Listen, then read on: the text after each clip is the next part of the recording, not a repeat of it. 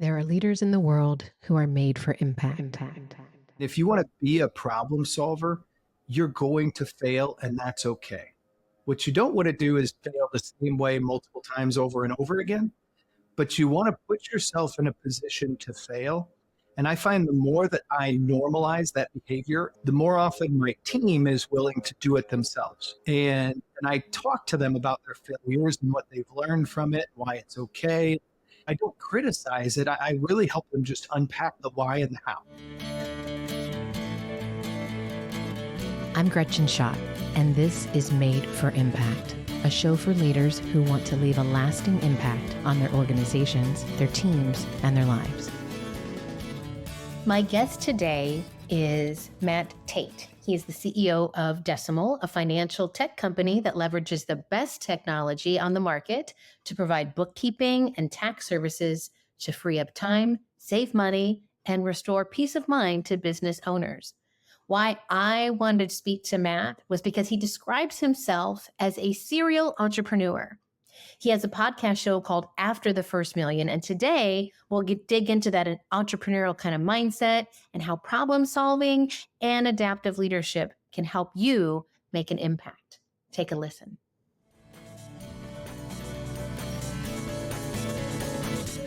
Matt, thank you so much for being here. I appreciate you being on the show. Gretchen, I appreciate you having me. Thank you. I want to talk to you because I love how you describe yourself as a serial entrepreneur and that your family is full of serial entrepreneurs. So I want you to tell us a little bit about that. Tell us about you. Tell us a little bit about these serial entrepreneurs, and let's dig in that way. I was lucky enough to just grow up in a family where starting a business was normal. Yeah, my dad was a home builder. It was funny. He started out in sales and selling telecommunications. He worked for AT&T and Bell and Wang and all of those. And then he saw an opportunity to build houses, knew absolutely nothing about it. And in the 80s, he started building homes. Wow. And that also means that I've been throwing bricks into dumpsters since I was about 7. My brothers before that even. But it was great. We got to see all the parts of it. And I don't think I realized the hard parts and the rough edges of starting a business when I was a kid. And now that I'm on my third company, I certainly have seen and experienced all of those. But it wasn't just my dad. I have a grandpa who started some car dealerships and trucking companies and dealerships, and he always had a lot going. And my dad and my grandpa are two people that have really inspired me in being that calculated risk taker. But I also have multiple cousins now who are running businesses. I've had an uncle who's done it a lot. It's just part of our normal family reunion to talk about what you're thinking about, what you're doing, what you've decided to start. And I think that's a really fun way to grow up. And I think it's been cool for my kids to see it. And I've certainly found a good career out of it. But I'm in a very lucky and blessed place because I have a spouse, my wife, is an amazing person, and she has a nice, steady career as a partner at a law firm that allows for kind of that steadiness in life while the peaks and valleys of entrepreneurship are something that I can go through. Yeah. Well, you mentioned there's so many things I want to unpack with that, but you mentioned 3 different companies. Tell the folks who are listening about the company that you're running today. So our company is called Decimal. We do bookkeeping and tax for small and mid-sized businesses so that they can focus on doing much cooler things than we do. And are you guys located here in Indy? Where are you guys located? I'm here in Indy, and we have 3 or 4 other people in Indy, but we are a remote company. We have 82 employees in 5 countries and 27 states. Wonderful. What made you start Decimal? So I'm a recovering attorney. That was my first career. And after spending a few years as a really terrible lawyer, I got into the tech startup scene. And through that, I had the opportunity to run a business for somebody else in kind of legal tech, combining my 2 careers. And then I started another company in kind of marketing and restaurant tech. And in both places, I really noticed that I had a problem in the bookkeeping and accounting operations, whether it was hiring somebody or hiring an accounting firm to do it. Both were pretty terrible for me. And so I think like a lot of entrepreneurs, I said, hey, I have a problem. I asked other people. I used to joke that everybody hates their bookkeeper and people awkwardly laugh because they agree, but they don't want to admit it. And that let us start Decimal.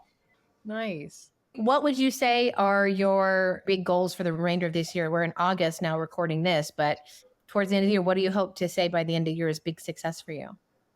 So, a couple of things. One, we really focus on the people side of our business and creating a culture and an atmosphere that is continuing to embrace people for who they are and also pushing them to be the best at what they do. And we've got some changes in terms of just structure of how we work that are coming.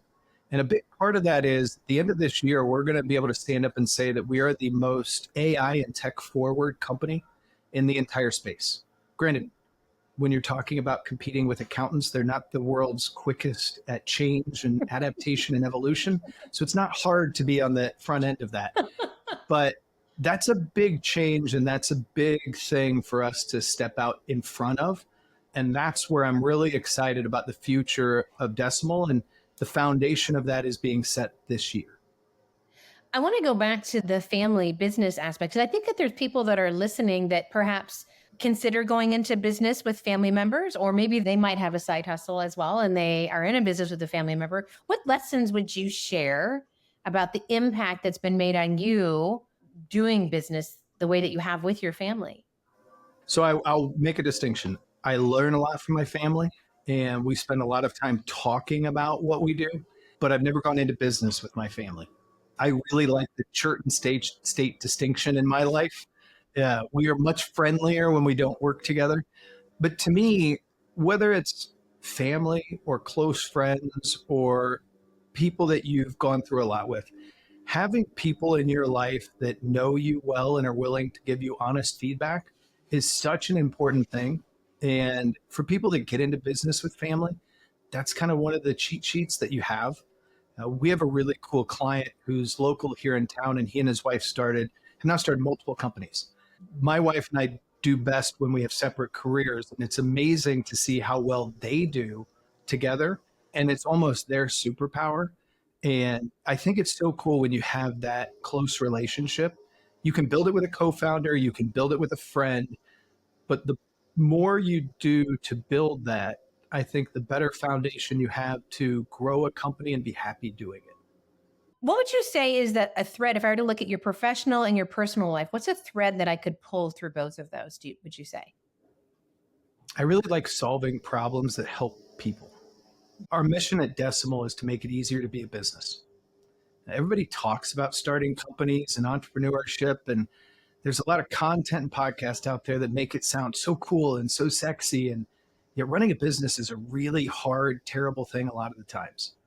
And for those of us that Isolating. it is, it's isolating. It's also stressful. It's a 24/7 job. Like you're always wondering what's going on. Can I make payroll? What's the next year going to look like? There's just a lot of stress that goes with it. And for me, being able to help make that easier for people, whether it was as a lawyer or my first tech job was selling to nonprofits or helping lawyers, I love making it easier on business people to be in business, to do the things that hopefully give them joy, make them happy, and to do it in a way that makes it easier for their lives. So, doing that, thinking about your business and having, I would imagine that also, not only are you trying to have business be better for others, but you want business to be good for those who work for you, right? Oh, absolutely. So, how do you foster a culture of problem solving? If you're a problem solver, you love to problem solve. How do you foster that within your organization? Well, it's way harder when you have a remote company. I always joke with friends of mine that you can lazily build a great culture when you have an office. When you're remote, you have to be very intentional about everything that you do. And one of the things that has made it so great at Decimal as we've grown and as we've scaled is we focus so heavily on our core values as a company and the core values of who we want to be as well as who we are. And those values are what define us. We have a Slack channel at work that people give kudos and they have to label a company value. Like, what did they demonstrate? And it goes off every week. It's so cool to see that people around the world can give thanks for other people and tie that value. So for us, our number one core value is do the right thing. Number two is default to transparency. Number three is move fast and make things better. And then number four is win together. Business is a competition and we do want to win. but we want to do it together as a team. So all of those things that move fast, make things better, that is a problem solving value that we ask people to do. And we talk a lot about how employment, being on the team at Decimal, is a bargain that we strike. The bargain is that I, as your employer, will give you a great wage, a safe place to work, a place where you can grow, and a place where you can be happy and feel challenged. Your side of that bargain is that you will work hard at what you do. You will be a good team member and you will help improve the lives of your clients and of the other team members that you work with. So we talk a lot about that. We spend a ton of time discussing that, highlighting that, thanking people for it.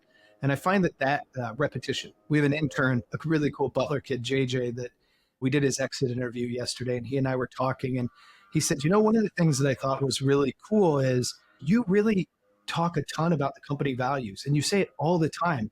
And he goes, I can walk into school and tell Nick, the professor that introduced us, exactly what Decimal's core values are. And I don't feel like any intern at Butler could do the same thing. That actually made me the happiest out of every feedback point he got. Is that Nick Smorelli? Is that who the professor was? Do you know? It is. Yeah. Love me some Nick Smorelli. He's a great guy. I love Nick. Nick is a good dude. Okay, so let's kind of stay on that. I love that you interviewed your intern. I want to affirm that because I don't know that always happens. I think there are businesses that think interns are great and we're going to have a program, but then you don't know everything about that exit interview of like, what was that experience like for them? So kudos to you for doing that. I love that. But what advice would you give to aspiring leaders about developing strong problem solving skills? You identify as a problem solver, but what were those skills that you learned along the way that made you realize like you're really good at this? And what would you advise someone that wants to get better at that? So I think it starts with being curious. Like you have to really inherently and honestly be curious about the things that come up and trying to unpack them. Why is this happening? What is the reason? I had bad bookkeeping. Why? What was it? What were some of the things that caused that? What are some of the underlying problems at the places that I tried to seek answers that didn't happen? And so it's just having that desire to constantly ask why. And then to constantly unpack, why is this a problem? How would I solve it? Layering that in there. One of the other things that I would say is we talk a lot about Decimal, where I fail. I am a human being. I fail constantly. The more I talk about it, the more it empowers my team to be okay failing. And if you want to be a problem solver, you're going to fail, and that's okay. What you don't want to do is fail the same way multiple times over and over again. But you want to put yourself in a position to fail. And I find the more that I normalize that behavior and talk about it and be humble about it, the more often my team is willing to do it themselves. And I talk to them about their failures and what they've learned from it, why it's okay. I don't criticize it. I really help them just unpack the why and the how. And I think that is something that really helps to make it so that not only are you curious and problem solving, but you can engender a culture that is as well. Yeah, no, I love that, being curious and then being comfortable with failure. I want to also say, I love your statement around sharing failures. I do a lot of coaching. And when I talk with individuals about their storytelling and the story that they want to share, I often advise that my leaders and say, people are motivated and inspired by wins, but behavior transforms when we talk about failures. And so sometimes I think when we're talking as leaders, we feel like we always have to be on, we always have to be aspirational, we always have to be inspiring people. And truly, that is entertainment in a way. But the way in which that I actually grow and I learn is when you do share something that you failed at, because now I know like, oh, I probably would have done the same thing. Like, I'm not going to do that now. Or I wouldn't have approached it that way. It's good to know, like, no, I'm not going to try that. I just think it's a deeper transformation in behavior when we can talk about our failures in a safe space as well. I agree. And I think, there's another side of that coin too. We talk a lot about culture, and so many times people get distracted by the trappings of culture, like by the fun things you can do, the lunches you can have, the benefits you can provide. But true culture comes from when people work hard on a problem together. That's when they bond over a shared problem set. And that's where culture is really, really ingrained into an organization. It's not through the fun things, it's not through lunch, it's through sharing a problem and working together to solve it. And that, I think, is another side of that coin that you were just talking about. I think too, you're talking about culture, and I would have said that it's about building trust too. Like we build trust through shared experience. What's reciprocated, right? We give what we receive. And so if we are talking about our business, or we're talking about, even, I think, even as we're trying to solve problems, if I'm in relationship with you and I trust that you are interested and wedded to my best interest, I'm going to be vulnerable. I am going to share with you. I'm going to give you the context you need to help me solve the problem. Whereas if I am armored up and I have a lot of boundaries around you, I'm probably not going to give you all the context. And so the problem solving is going to take a lot longer because I'm holding on to a reserve, because maybe I have a feeling like I want to be the hero, or I want to be the Lone Ranger that goes off and does something and solves the problem, versus being in relationship and just being very open with what help I need and what I'm willing to receive from you, you know? I think trust is it's such an important thing that people talk about not enough. And we talk about it quite a bit because I'll even flip it to the client facing side. We not only have values, but we have key behaviors at Decimal, things that we expect you to do. And one is that we will be the most responsive partner anybody ever works with. And we talk about the reason for that is because it builds trust and it builds grace. We actually talk about grace in a business setting because as a business, we deal with tens of thousands of transactions every single day. We will make a mistake, and that's okay. But the better we are at building the relationship, at building trust, at being responsive, the more grace we put in the bank and the more okay people will be at, you made a mistake. That's okay. Don't make the same one multiple times. And I think that those are important facets of business that particularly us as service providers need to be willing to talk about in all contexts.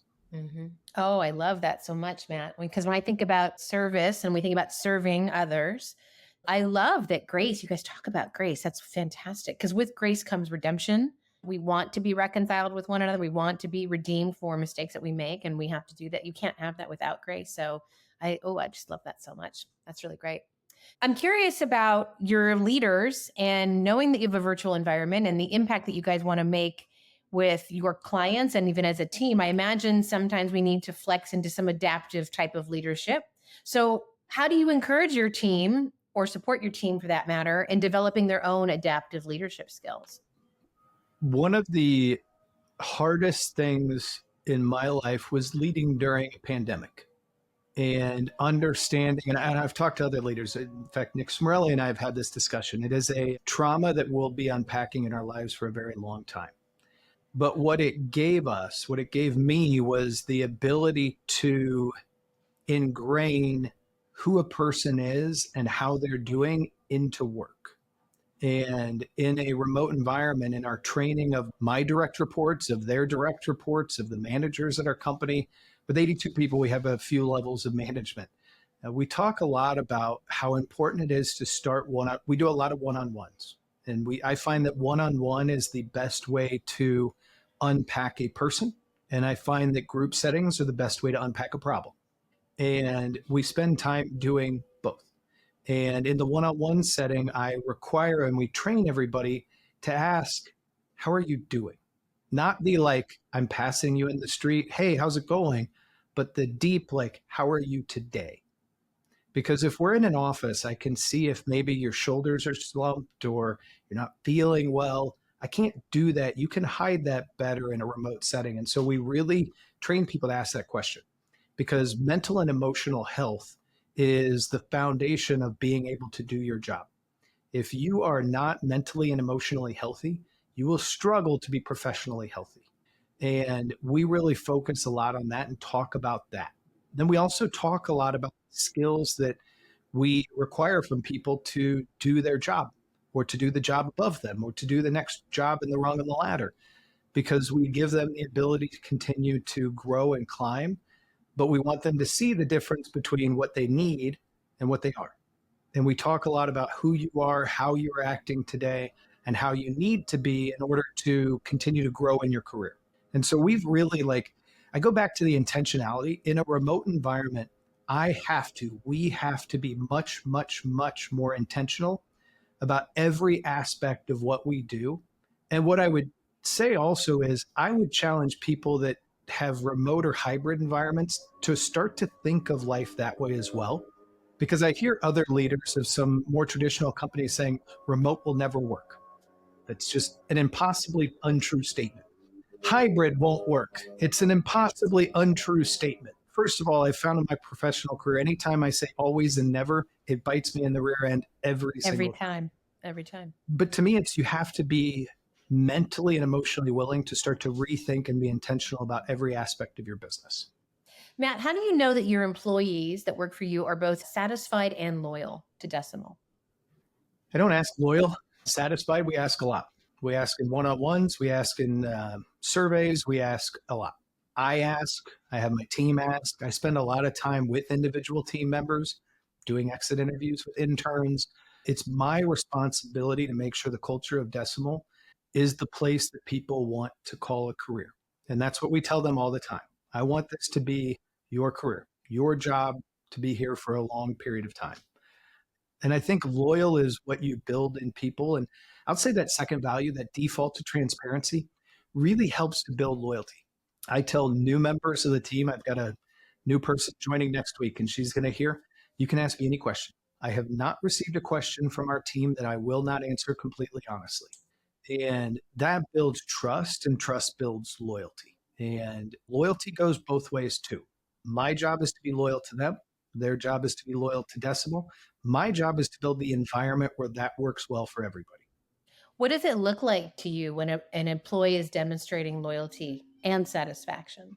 Well, we had a couple of months ago, we had a team member in the Philippines whose husband was going through a really tough time, and he needed open heart surgery, and she couldn't pay for it. We have benefits, we have everything, but there's just the way healthcare is, it was an expensive proposition. The team started a GoFundMe campaign and everybody donated. She was able to get that, and her husband's doing great now. That's loyalty, because it's not loyalty to Decimal, it's loyalty to the other people on the team. And that to me was a really good example. We had another example, first employee ever at Decimal. Pandemic hits in May, and June, I think, late June, her significant other gets into a motorcycle accident, spends a couple of weeks in a coma. During that time, my co-founder's mom is watching her kids, my family's sending meals. We're figuring out how to help her with her clients. She's doing work while at the hospital. Like, that's loyalty. It's not loyalty to Decimal and staying at Decimal. I don't care if that'll happen or it won't happen, but it's loyalty to people where they are and who they are. And those are just two examples. And I could give you dozens of others, but those are two that stand out as demonstrations of true, real loyalty. By the end of the year, what would you like people to say about the impact that you made? I'd like my team to say that they're happy and they really enjoy going to work, even though sometimes that's just opening a computer on the couch. But I'd like them to say that they're happy. And I'd like our clients to not think about their bookkeeping or their bill pay or anything like that. If they're not thinking about us, we're doing a good job. Wonderful. Matt, thanks so much for being here. I really appreciate you sharing your story, and it's very exciting what you're doing. I'm hoping only good things for you and your employees at Decimal. Well, I really appreciate you having me on, and it's been a great conversation. Thank you.